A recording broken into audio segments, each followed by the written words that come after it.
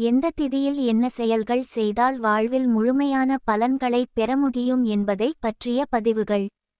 திதி என்பது ஆகாயத்தில் சூரியனும் சந்திரனுக்கும் இடையே உள்ள தூரத்தை அல்லது பாகத்தை குறிக்கும். சூரியனும் சந்திரனும் அமாவாசை தினத்தில் சேர்ந்து இருப்பார்கள்.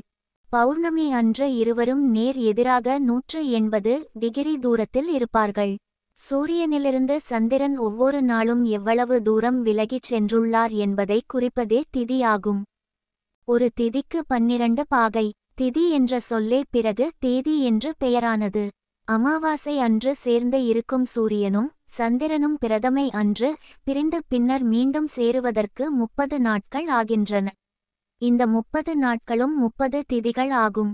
திதிகளில் வளர்பிறை துவிதியை, திருதியை, பஞ்சமி, சப்தமி, தசமி, ஏகாதசி, துவாதசி, திரையோதசி ஆகியவை விசேஷமானவை.